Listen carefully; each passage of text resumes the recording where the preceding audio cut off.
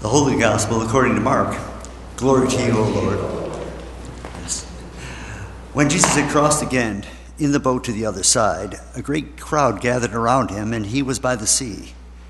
Then one of the leaders of the synagogue, named Jairus, came, and when he saw him, fell at his feet and begged him repeatedly, "My little daughter is at the point of death. Come and lay your hands on her so that she may be well and live." So he went with him, and a large crowd followed him and pressed in on him. Now there was a woman who had been suffering from hemorrhaging for 12 years. She had endured much under many physicians and had spent all she had, and she was no better, but rather grew worse. She had heard about Jesus and had come up behind him in the crowd and touched his cloak, for she said, "If I but touch his clothes, I will be made well." Immediately her hemorrhaging stopped, and she felt in her body that she was healed of her disease.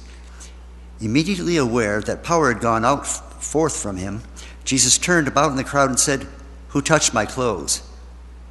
And his disciples said to him, "You see the crowd pressing in on you? How can you say, 'Who touched me?'" He looked all around to see who had done it. But the woman, knowing that what had happened to her, came in fear and trembling, fell down before him and told him the whole truth. He said to her, "Daughter, your faith has made you well. Go in peace and be healed of your disease." While he was still speaking, some people came from the leader's house to say, "Your daughter is dead. Why trouble the teacher any further?" But overhearing what they said, Jesus said to the leader of the synagogue, "Do not fear, only believe." He allowed no one to follow him except Peter, James, and John, the brother of James. When he came to the house of the leader of the synagogue, he saw a commotion, people weeping and wailing loudly. And when he had entered, he said to them, "Why do you make a commotion and weep? The child is not dead, but sleeping." And they laughed at him. And he put them all outside and took the child's father and mother and those who were with him and went in to where the child was.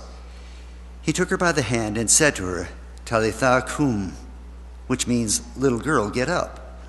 And immediately the girl got up and began to walk about. She was about 12 years of age. And at this, they were overcome with amazement.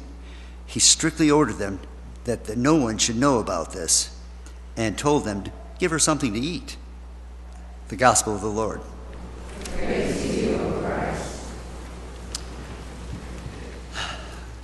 Good morning. I'd like to think a bit about 2006. In fact, if for people who know Rocky and Bullwinkle, Mr. Peabody and Sherman, let's set the Wayback Machine for July 1st, 2006. And let's look at what was going on. Here are some of the news headlines. Our soldiers were in Iraq. There was flooding in northwest Ohio because of the heavy rains. There was wildfires in California. The gas prices were in the news. And stop me if you've heard this one, but elsewhere in the Middle East, there was unrest. In fact, 3 days from now, from that point, there's going to be a missile test. That's going to be a big news story. Guess who's firing off the missile? North Korea.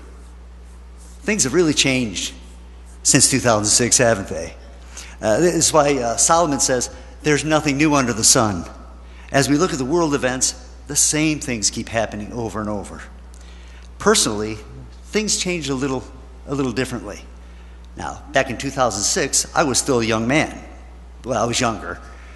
And my wife and I were still working, and we were living in beautiful, never mind. Our family grew a little bit. Andrea became Chris and Andrea and family. Chad is now Chad and Emily. And in your life, I'm sure that people have come and gone, and things have happened, and you've changed directions who knows how many times. Some of you weren't even here 12 years ago. The reason I bring that up is because the gospel is set in a short time frame. This story happens, probably takes about an hour or an hour and a half, not long. But it's been brewing for 12 years. For 12 years, Jairus has had a daughter living with him, and she's been fine. All of a sudden, she gets sick, and she's ill unto death. For the past 12 years, this woman has been suffering as her body's betrayed her in some way, and she spent all her money and time trying to be healed, trying to be freed. What I'd like to do is take a moment and maybe take the gospel back from a story on a page and put another dimension or two. And I'm going to ask you to just indulge me a little bit and use your imagination. I'd like to give a thumbnail sketch of thoughts and emotions that might have gone through some of the people's minds and hearts, and try to retell the story.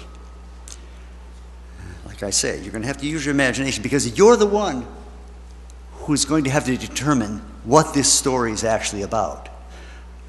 Because it's how you ask the questions of yourself about what you see, what you hear, what you would do, what you would say, and what you believe. Okay, so here it is. I'll try to get into characters here a little bit. My name is Jairus. I'm the father of the little girl who this story is actually about. I want to tell you how I remember the day that my daughter was brought back to us.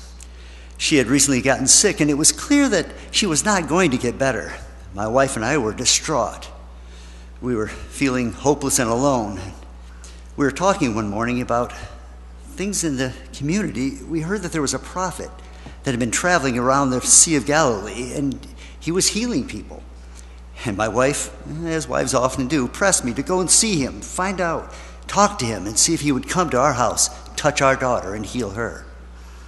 So off I went toward the shores of Galilee, looking for what? For whom? Not quite sure. But yet when I saw him, he seemed like he was more than a prophet. Somebody who really cared and could do something. So I fell on my knees and I begged him to come to our house, touch my daughter, and heal her. Well, I was a little excited when he said he would come. So as we started toward the house, all of a sudden he stops and he turns around. I didn't notice, but the big guy that was walking with me, Peter, one of his disciples, he stopped me and he went back to see what was going on. Now I remember I was trying not to be upset or impatient or just a little frustrated at the delay. Hello, I'm Peter, a disciple of Jesus of Nazareth. I was walking with Jairus that morning, and I was cutting the way through the crowd, being a big guy. Well, he's bigger than I am. But all of a sudden, Jesus stopped. We were heading to his house to heal his daughter, and Jesus stops and turns around, and Jairus is looking at me like, what's going on? So I went back, and I'm leaning into Jesus to find out, and I hear him saying, who touched me? I'm looking around saying, this is a pretty big crowd. If I threw my cast net, which was only about maybe 15 feet across, if I threw it over your head, Jesus, I could probably touch 30 or 40 people. How can you say who touched me? I leaned over and said, Lord, it's a big crowd. But he ignored me. He kept looking into the crowd. And all of a sudden, this woman comes out of the crowd, and she falls at his feet. She starts confessing that it was her, it was her, it was her. And I'm thinking, how does this woman know in this whole crowd that it was actually her who had captured Jesus' attention by touching him? Because it was me. I had touched Jesus.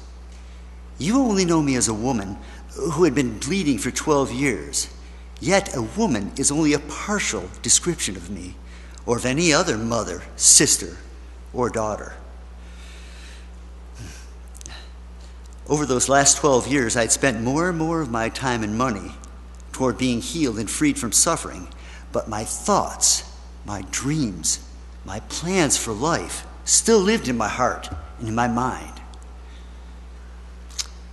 So many parts of my life had suffered. I couldn't even attend synagogue.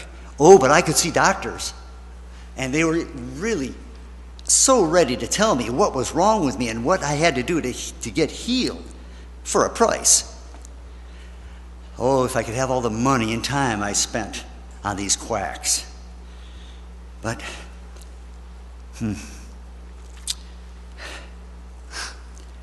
I heard about a prophet who was nearby, and he had been healing people. So I decided to go and see for myself.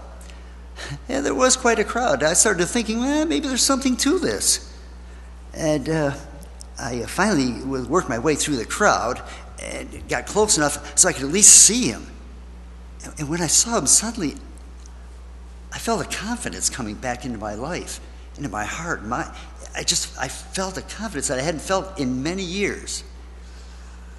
And I was trying to work up enough moxie to go up and talk to him, when all of a sudden this guy comes running in and falls at his knees and starts begging him to come to his house and heal his daughter. And I'm thinking, well, there goes my chance to be healed. But I have to say that I was, even given my state and the desperation I was in, I was pretty moved by the way he pleaded with Jesus.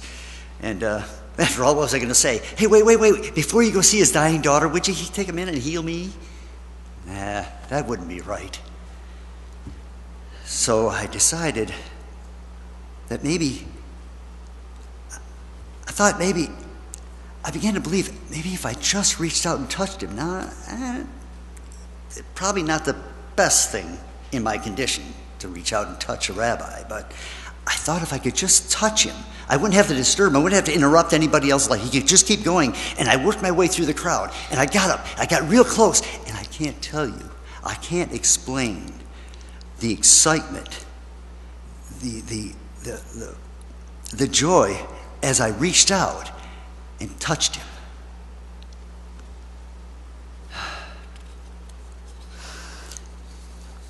It was the excitement of telling your best friend really heartfelt secret, or the excitement of a wedding, or of a birth of a child, or the excitement of thinking that after 12 years the grace of God was actually falling on me. Don't ask how I knew, but I knew that I had been healed. And I was sitting there kind of lost in the joy of the moment, and all of a sudden I realized it was getting quiet, and the crowd was murmuring. And then I hear Jesus asking, "Who touched me?" Now, as a ruler of the synagogue, back to Jairus, I want to tell you I'm accustomed to order and rank, and I couldn't figure out why Jesus had stopped to talk to this woman. But I have to say, when I heard him say to her, "Daughter, your faith has healed you. Go in peace and be freed from your suffering," starting with the word daughter, it touched me. But not so much that, but the look on the woman's face as she explained to him what she was saying, and that when he spoke to her.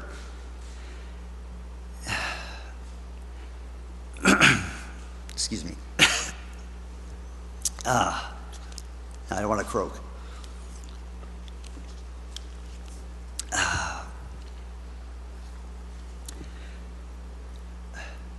It was then that I turned and saw people coming from my house. And by the look on their face, I could tell that it wasn't going to be good news. My situation had been desperate. Now it was turning to dark. My daughter was dead.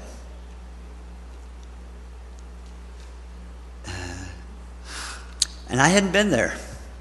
I hadn't been there for my wife. Instead, I had been waiting for this prophet to reassure this woman. A woman who had cut in line in front of me. A woman who, by the way, I had never seen at worship. A woman who was a daughter that my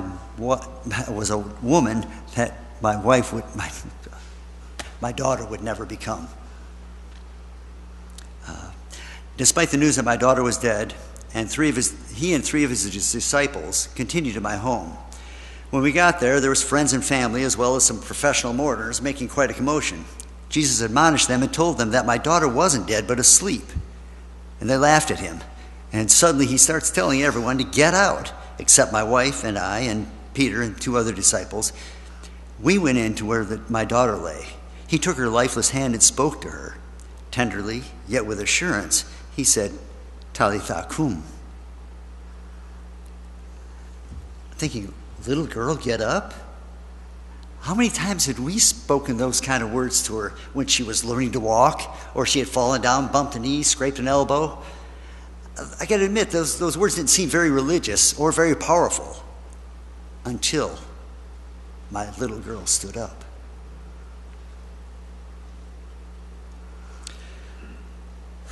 After that, I can't tell you what happened. Things get a little blurry. I'll have to tell you what happened. She stood up. Jesus told us not to tell anybody, and he told her parents to give her something to eat.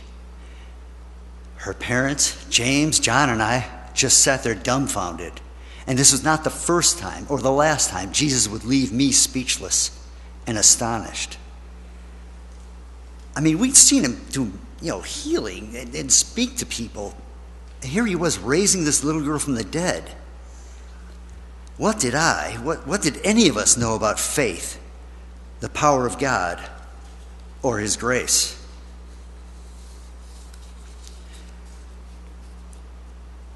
When we look at the stories and what these people were going through, we see that faith in two different aspects. We see the faith of endurance, because endurance is faith. When you plow through something, sometimes it's the only thing you can do. You can't control the situation. You can't make it better. You can't heal yourself. But going through and continuing on, going to doctor after doctor seems stupid, but it is where faith is. You're giving God the opportunity to work. You're doing what you think God wants you to do. And in Jairus' case, it was action. Faith is endurance, but it is also and always action. There is no faith unless you take action on what you believe. And what Rebecca said about touch, there are people who are looking to touch someone. Jesus isn't here, but they're looking to touch someone. Or they're looking for someone to come and touch them or someone they loved and just reassure them, comfort them, encourage them, help them to endure. That is the gospel, the way I see it, is the gospel of the Lord.